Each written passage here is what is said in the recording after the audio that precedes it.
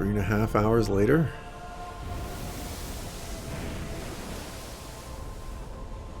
I guess I did it. I did it.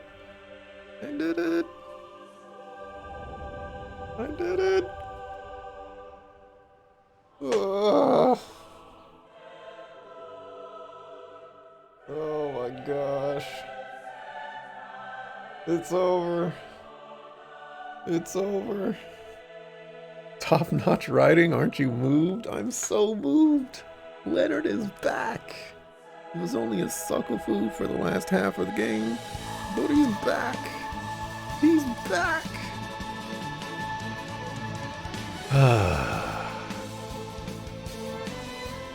Alrighty. White Knight Chronicles 2 conquered.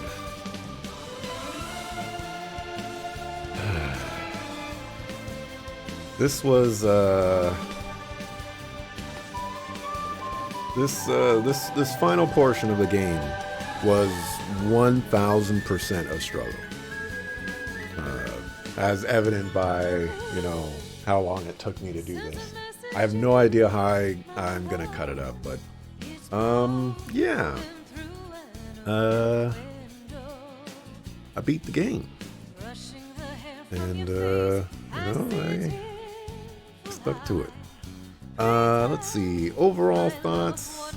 I do have to say that I did not write down as many thoughts as I would have liked, but also this game ended like 15 to 20 hours earlier than I thought it would. So, you know, I guess that plays a role in it. But overall thoughts, if we exclude the ending aside, you know, the ending fights and everything like that, White Knight Chronicles 2 sits in a very weird spot because it makes some improvements on the first game, some of which are very welcome. But I also feel like it kind of takes some steps back. And just, it doesn't make things more fun or more enjoyable, and it doesn't expand upon the story and in ways that made it more enjoyable for me.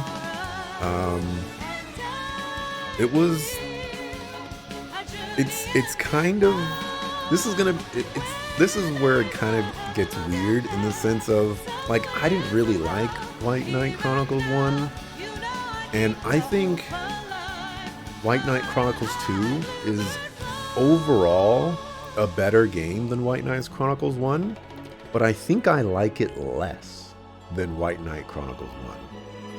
And that's kind of where it gets weird. Because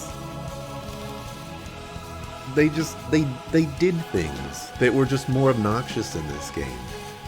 Whereas, like, I can just, like, hand wave it in the first game. You're like, oh, okay, you know, you're being silly.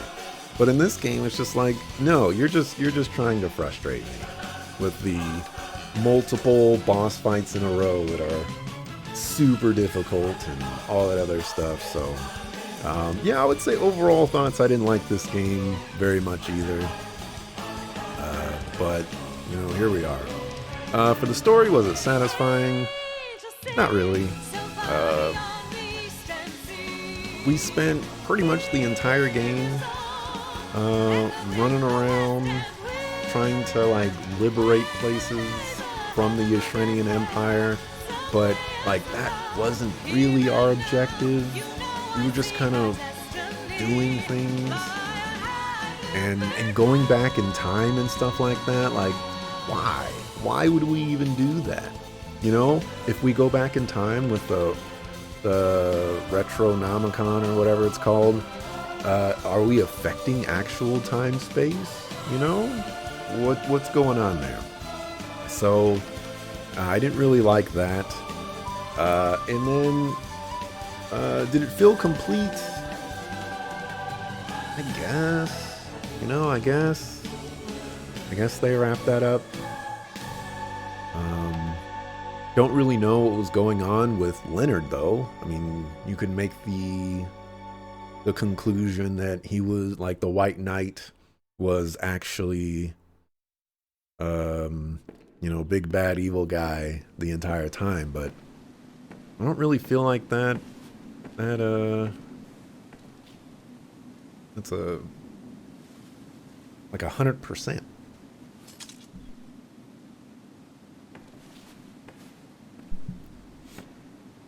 Oh yeah, put it back instead of destroying it. How was the pacing? I didn't like the pacing. It had problems. Thoughts on the story? I don't have much written here other than uh, the game takes place 1 year after the first game, and for some reason, Cessna and crew just did nothing the entire time while the Ashrinians started taking over the world. It would have been nice for them to justify Somebody help me! the 1 year time difference. You know? Yeah, to be continued. Except not.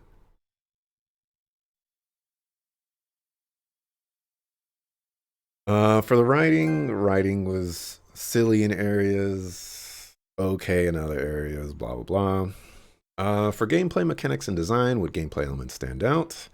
They made some improvements and changes from the first game. I didn't write down as much as I wanted to here, but you can see the burden amount, which you could not do in the first game, from my recollection.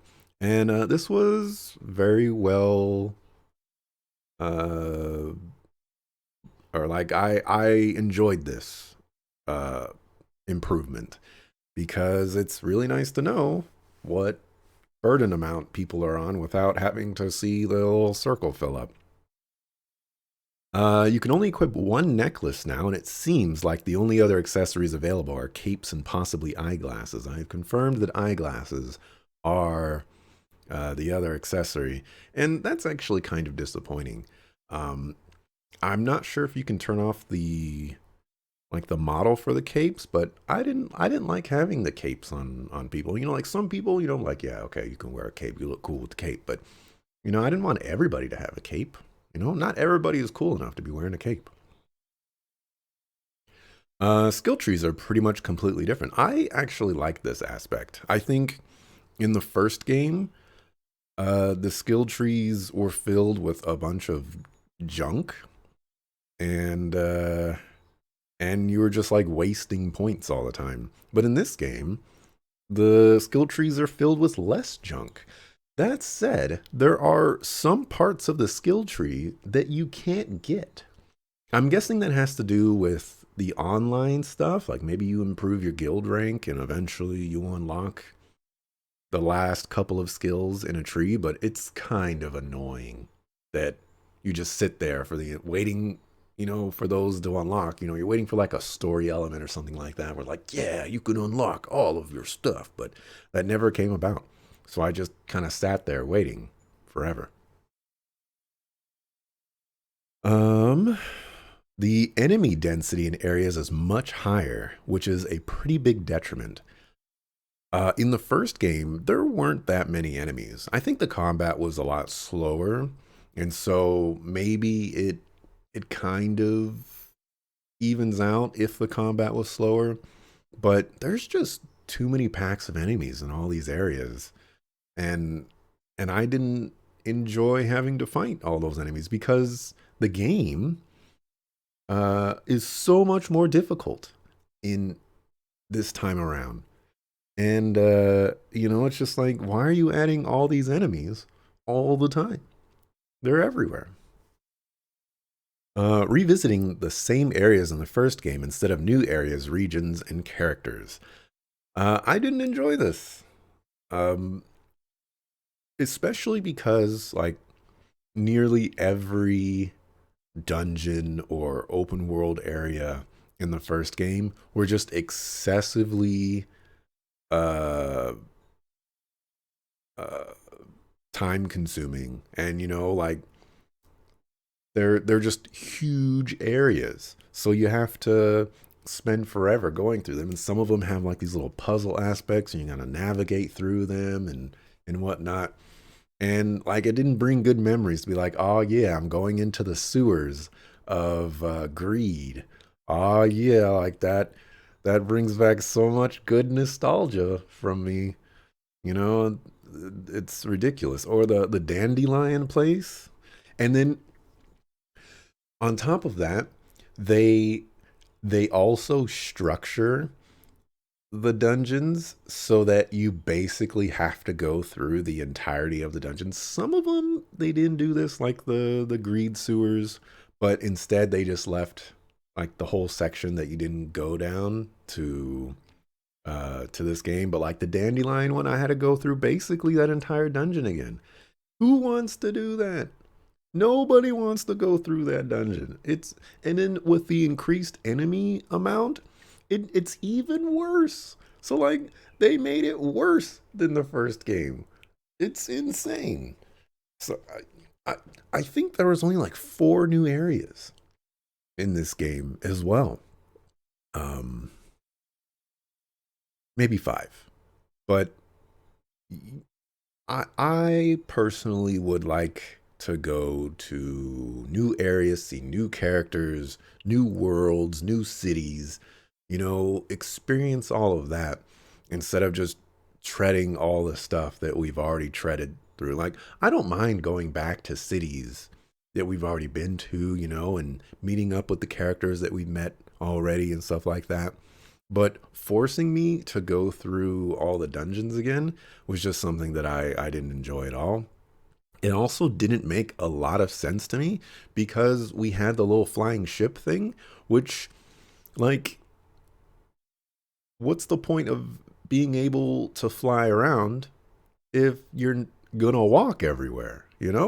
I just don't understand.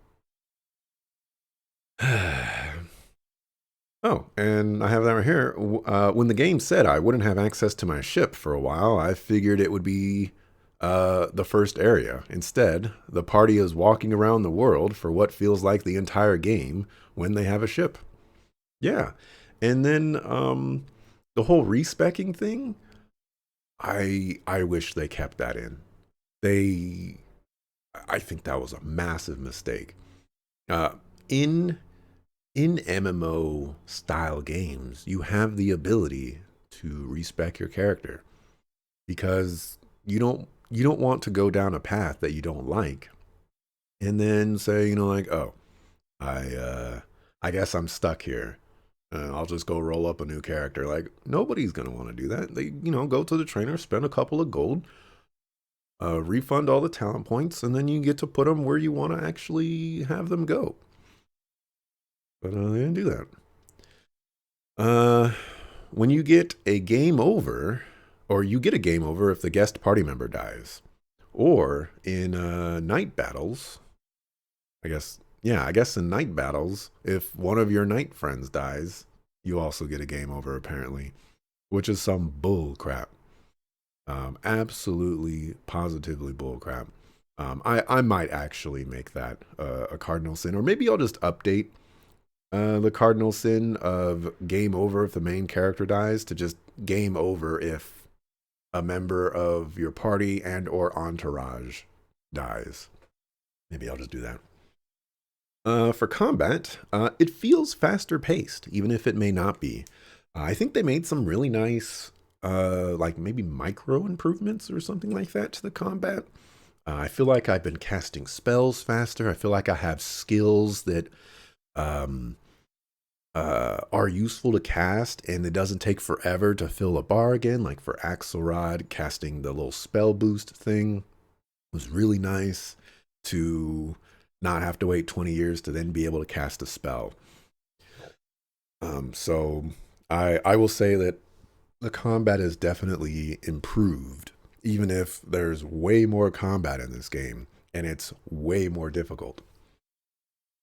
The MP slash action chip cost to damage ratio feels very off. Doing 150 damage for 4 MP and then doing 1,000 damage for 48 MP doesn't feel good. Yeah, I didn't like this aspect of the game. Um, I'm not necessarily saying that, if I'm doing 150 damage for 4 MP, for 8 MP, I want to do 300 damage, but I think the ratio needs to make sense.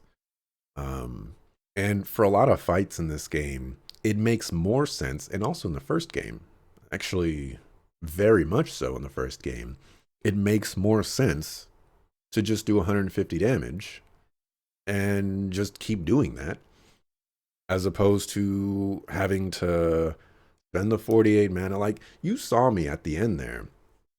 Um, the main reason I was using Eclipse Gate is because it was burst damage that I needed to do because the bosses were doing so much damage and so much AoE that like my other people couldn't keep up. So the only effective way that I could win those fights was to do the burst damage and then try to recover after I cast those spells, which maybe that was the intention.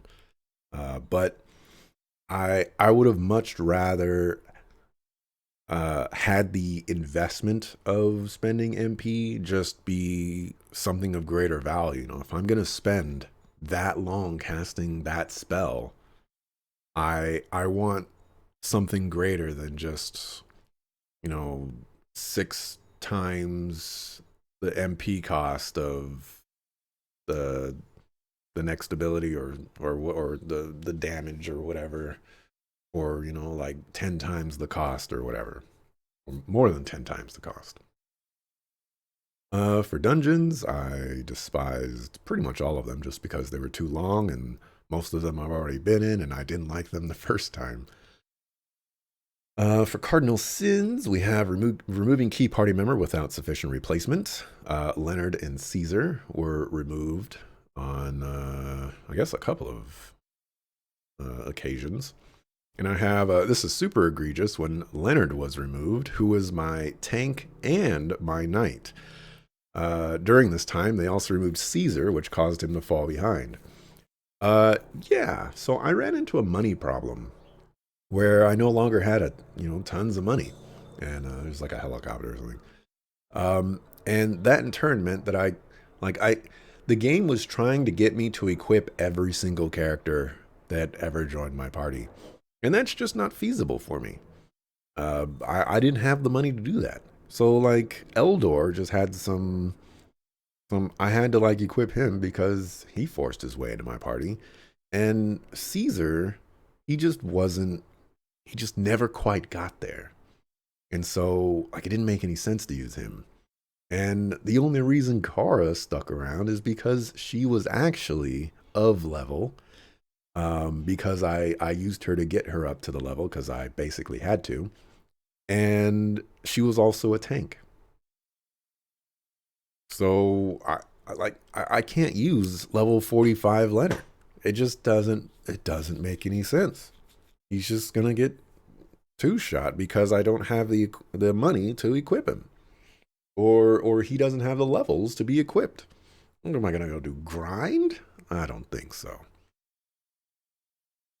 The next cardinal sin: forcing the player to use certain party members. Leonard gets forced into the party multiple times. I actually forgot to put this for the first game, I believe. Um, but also during the going back in time segments, Eldor was basically forced to my party because they removed party members. And, I haven't used Eldor like a single time. And backup party members earned less experience. That one was from the first game as well. For miscellaneous sounded music, I think a lot of the music is similar, if not the same. Like, I think the OST there has a decent amount of carryover, probably because we're visiting a lot of the same areas. So, probably not much different in my thoughts of, I enjoy several tracks. For the graphics, I enjoyed the visuals of the game and the aesthetics and things like that. I think the cities were all looking pretty nice. I think the characters look pretty cool. The weapons, they varied from cool to blah. I think they did a good job. For replay value, does the game offer additional story content in a second playthrough to warrant playing the game again? Let's see if we can learn anything about that. Well, we do. Is the game worth recommending? No. I think the first game had a lot of problems, and it ultimately just wasn't really fun to walk around these expansive areas and basically do nothing. And this game just kind of elevates that onto the next level of making it worse, because now you're going through the same big expansive areas with more enemies, and the enemies are more difficult to play, and it's just kind of irritating. So I would not recommend this game to anybody. That being said, uh, there's a possibility that if I win a Crayson raffle, I might choose the White Knight Chronicles. And just sometimes it's nice to see other people share your pain. If the developer is watching, um, I don't really know what to say about the White Knight Chronicles, I guess, duology. I think there's a lot of potential with these games. I think the MMO aspects of it is pretty cool, and in a lot of ways, I'm kind of sad that I didn't get to experience those little MMO aspects, because I think it could have been really, really neat to be a part of that experience. But with the experience that I got, I just didn't have a whole lot of fun playing the game. I basically played White Knight Chronicles 2 because I had already bought White Knight Chronicles 2. And I was like, oh, I need to burn some time. So, let's play this. It's supposed to be 40 hours. I got 20, 25.